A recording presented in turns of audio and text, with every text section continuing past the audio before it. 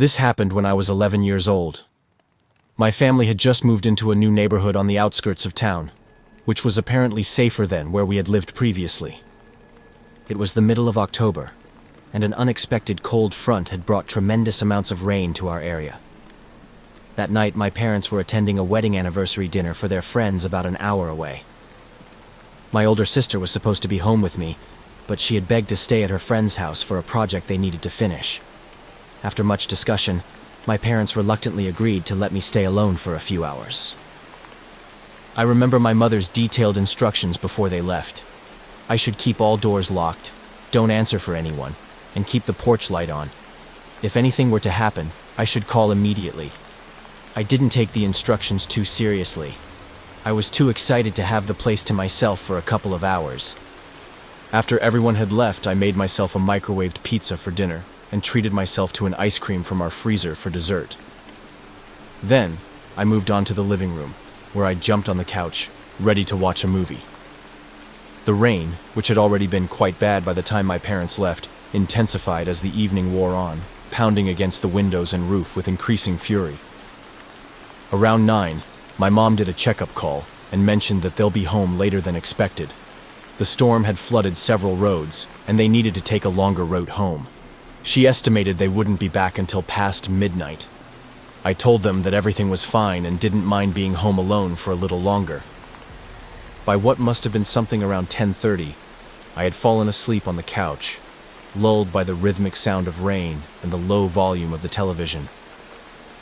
I woke up sometime later to complete darkness. The television was off, and the digital clock on the cable box was blank. The power had cut out.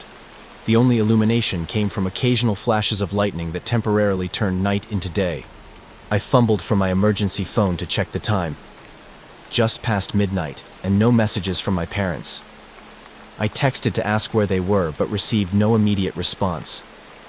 The lack of power made the house feel different. I decided to head upstairs to my bedroom, where I kept a flashlight in my nightstand. Using my phone's weak light to guide me, I carefully made my way up the stairs. The rain seemed even louder upstairs, drumming violently against the roof. Wind howled through tiny gaps in the window frames, creating an eerie whistling sound. After finding my flashlight, I sat on my bed, wondering what to do. The house felt unnaturally cold, despite it being October. I pulled my blanket around my shoulders and pointed the flashlight toward my window, watching raindrops create chaotic patterns on the glass. Suddenly, I heard a scraping sound coming from downstairs, like something heavy being dragged across our back patio. I froze, straining to listen over the storm. There it was again, distinct from the rain and wind. Something solid moving outside our house. I tried to convince myself it was just a branch or something blown by the wind, but then came a different sound, a metallic click that I recognized immediately as our back door handle being tested. Someone was trying to get in. My heart pounded so hard I could feel it in my throat because I knew my parents would never enter through the back door. I slipped off my bed and crouched beside it, turning off the flashlight. I clutched my phone, ready to call 911, but hesitated. If I blew this, my parents would never leave me at home alone again. The clicking sound cut out, and for a few minutes, there was nothing but the storm. I had almost convinced myself I had imagined it when I heard the unmistakable sound of glass breaking, small at first, then a larger crash. One of our windows had been smashed. I remember that had been the tipping point for me. I dialed 911 but couldn't speak when the operator answered, frozen by fear. I could hear heavy footsteps downstairs moving through our kitchen, accompanied by the sound of cabinet doors being opened. The operator kept asking if anyone was there. I finally managed to whisper that someone had broken into our house and stated our address. The operator told me to stay hidden and that police were on their way, but it would take time because of flooded roads. I ended the call and texted my parents the situation. I crawled under my bed and made myself as small as possible. From there, I could see my bedroom door, which I had left partially open. From what I could hear, I assumed the footsteps were now moving through the living room. Through the rain, I could also make out occasional mumbling, meaning that more than one person was in our house. Then the footsteps started up the stairs. I thought I was going to pass out from fear. I held my breath, pressing my hand against my mouth. The hallway floorboards creaked as the person moved toward the bedrooms. A beam of light swept into my room. A flashlight much stronger than mine. It moved across my walls, across my empty bed, and then down toward the floor. I pressed myself against the wall, hoping the shadows would conceal me. The light stopped just short of where I was hiding. The intruder stepped into my room. From my position, I could only see heavy work boots covered in mud. They stood motionless for what felt like an eternity, water dripping from them onto my carpet. A second set of footsteps approached my doorway. I bit down on my knuckles to keep from making any sound. That person told the other one in a broken accent that the storm was letting up and that they needed to get out of here. The person that entered first moved toward my closet and began rummaging through it, tossing things onto the floor.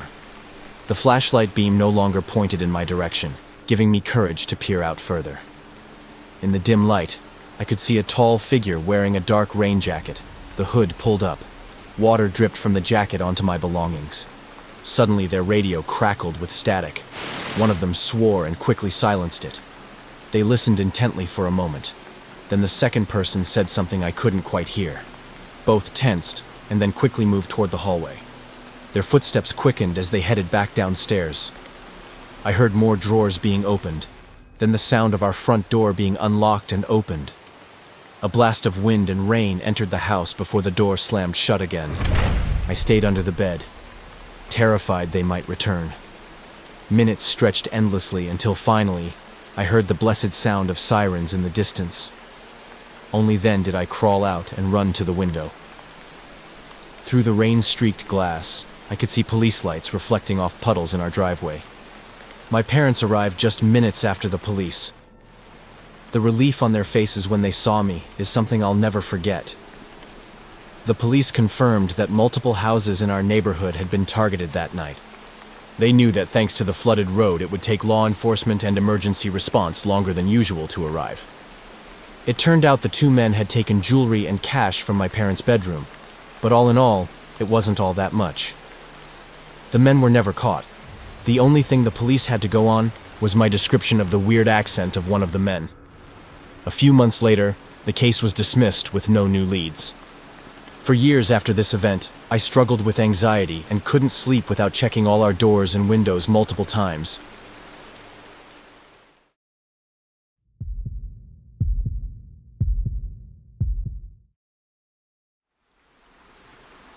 I'm a light sleeper. It's been that way since I was a kid. The slightest noise can keep me up for hours, which is why I've always hated rainy nights. My apartment is on the top floor of an old building, and the rain beats against the roof like 1,000 tiny hammers. In hindsight, it was a poor choice when I went apartment hunting a few years ago.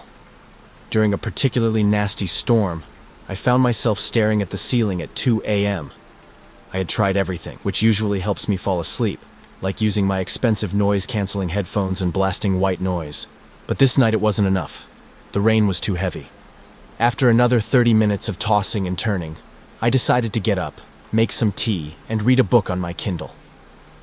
On my way back from the kitchen, I passed by the living room window and looked out. This is when something caught my eye. My apartment overlooks a small community garden that sits between my building and the next.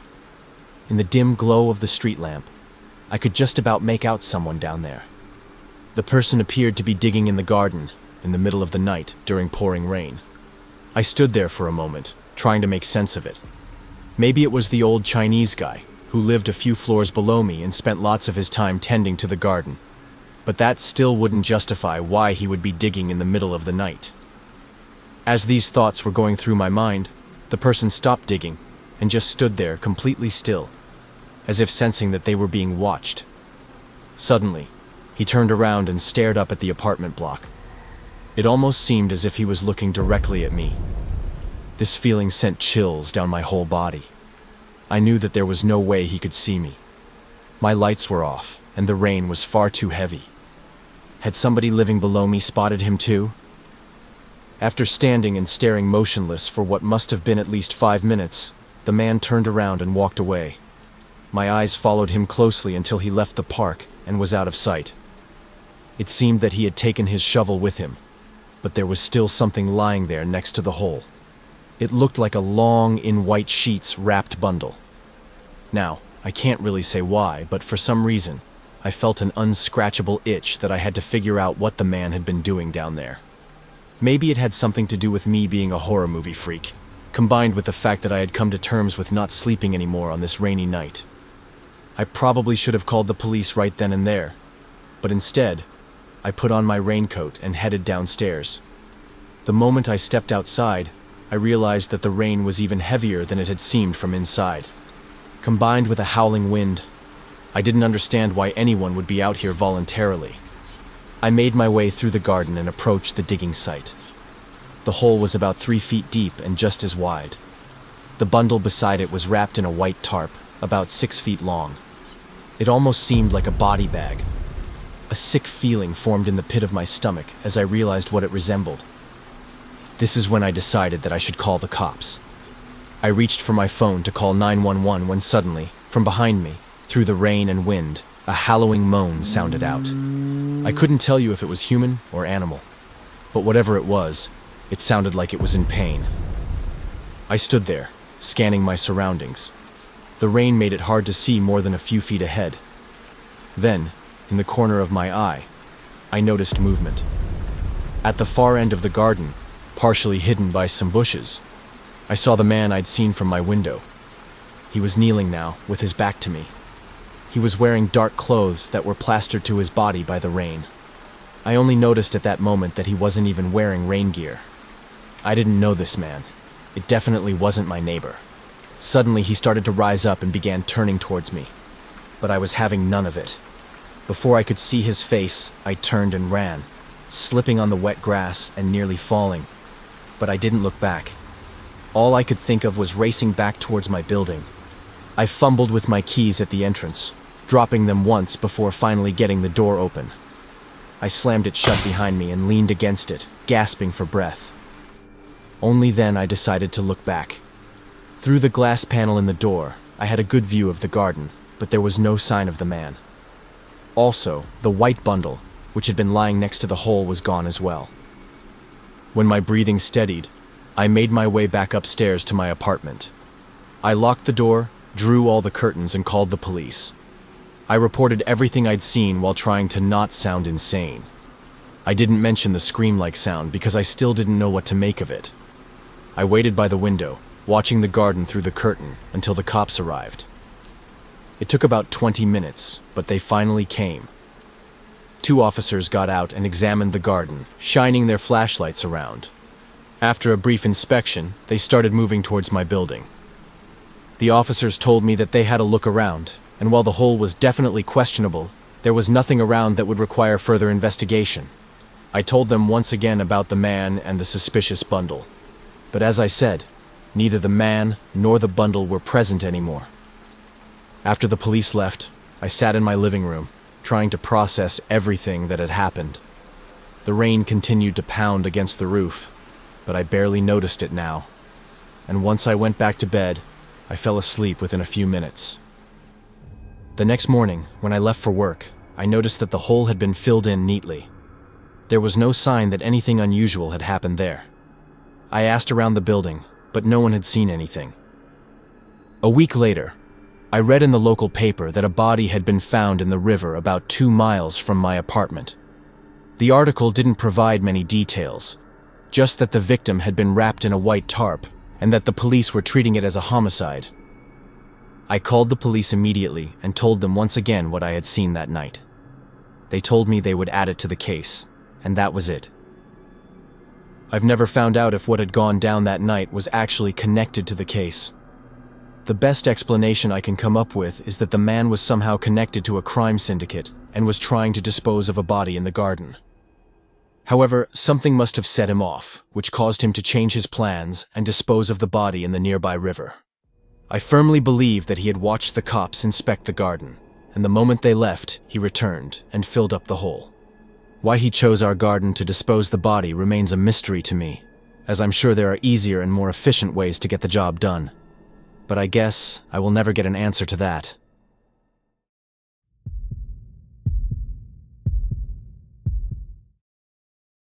I'm 32 years old and a borderline workaholic. Between running my consulting business and trying to maintain a social life, I rarely get time to disconnect and clear my head. That's why twice a year, I take 3 days completely off the grid. And when I say off the grid, I mean it. I switch my phone off and don't turn it on again until the 3 days are over. I've been hiking the backcountry of Colorado since I moved here 7 years ago, and I know all the quiet spots that tourists don't go to. The places where you can be completely by yourself, in total isolation. Call me a freak, but that's what I like. This story happened last November. I just lost a major client that represented a good percentage of my annual income. You could say my mind wasn't in the best place, and I needed to clear my head before figuring out the next steps. I packed up my car on a Thursday morning and headed out toward the forests of the mountainous region.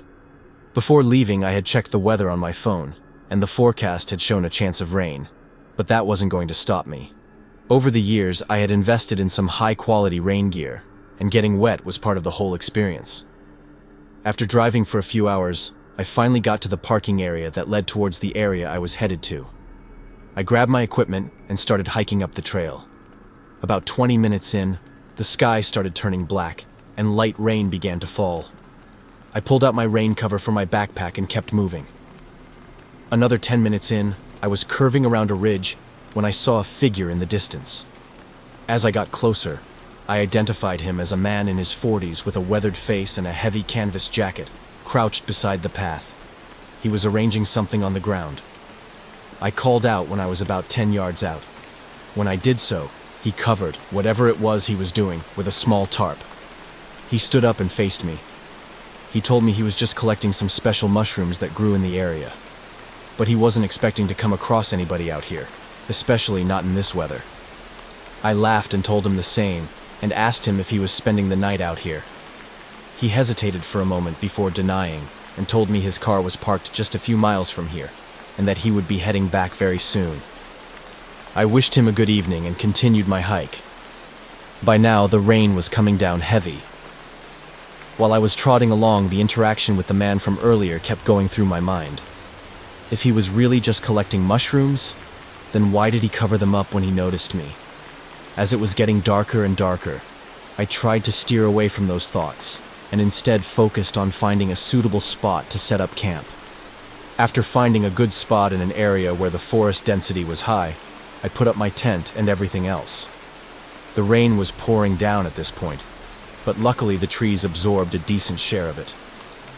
I had a small nutrition bar to eat, as there was no chance that I was making a fire in these conditions. I had a shot of whiskey from my flask, and eventually turned in for the night. A few hours later, I woke up in complete darkness. The rain had reduced itself back to a drizzle, but the moment I opened my eyes, I knew that something else had woken me. I lay in the tent perfectly still and listened. It was difficult to identify through the sound of falling raindrops, but there it was. The crunching of boots on wet pine needles, just a few yards from my tent. My heart began hammering in my chest. I reached for my headlamp, hunting knife, and pepper spray that I always kept within arm's reach. Years of solo camping had taught me never to venture into the wilderness unprepared. I unzipped the tent just enough to peek outside. The clouds had parted slightly, allowing a faint moonlight to filter through the trees. I shined my headlamp out in the darkness and caught a figure behind a tree, partially hiding behind a tree. The moment the light caught his eyes, he tried to fully move behind the tree, but I called out that I had seen him. It took my eyes a few seconds to process what I was seeing, but it was undoubtedly the man from earlier. What made my blood run cold wasn't just his presence, but what he was holding. A long axe, the type you would use to chop up some heavy wood. I called out in a confident voice, asking him what he was doing, creeping around my tent in the middle of the night. But I got no answer. He just stood there and stared. I fully emerged from the tent and continued to shine my lamp in his face, once again asking him what he was doing here. Finally, he spoke and said that he thought his friend Jonathan was staying here. They came out here together, but got separated early on. To me, that statement made no sense, as I had seen him earlier alone as well, but I wasn't in the mood to challenge it. I raised my voice and told him that his friend wasn't here and that he should go looking somewhere else and keep a healthy distance to my sight. but the man didn't seem to register what I was saying and just stood there and stared. Suddenly, he gripped his axe tightly and took a step towards me. I knew I couldn't take any chance and grabbed my pepper spray, spraying a load of it directly towards his face. The distance might have been slightly too much, but some of it definitely reached him. He called out, calling me a bitch, rubbed his eyes and ran back off into the forest. My light followed him a few seconds before I completely lost sight of him. The rain started coming down heavier again, but I knew that the pepper spray would eventually wear off, and there was no way of knowing that the man would come back. This guy was clearly unhinged and not right in his mind.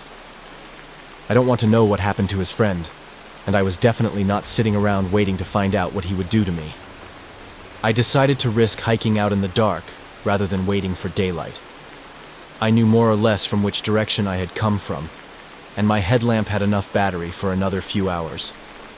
On the way back, every crackling in the woods made me jump, and I found myself constantly standing still, scanning the area around me, just waiting to come across the man once again. About halfway back, I heard voices ahead. I immediately killed my light and crouched behind a fallen log. 2 flashlights were moving closer in my direction. As they got closer, I could make out snippets of conversation. They were calling someone's name, Jonathan. I realized these might be other campers or even rangers searching for the person the man had mentioned. I took a chance and revealed myself, explaining that I was hiking out early because of an unsettling encounter with a man carrying an axe who was looking for the same person they seemed to be looking for. The 2 men identified themselves as off-duty park rangers, who were called by a friend who told them that his friend, this Jonathan, had met up with another guy he met online and ventured into the woods. He hadn't heard anything from him for 2 days by now, and was getting worried that something might have happened to him. I told them more or less where I had come across the other guy, exchanged phone numbers, and went on with my way. I made it back to my car without any other encounters and drove through the night, arriving back home in the morning. The ranger contacted me a day later, informing me that they searched large parts of the area I had described but didn't find anything. I contacted them a few weeks later again, asking for an update, but they told me neither Jonathan nor the other man were ever found. This whole experience left me deeply disturbed. I can only assume that the man I encountered that night physically harmed the other man.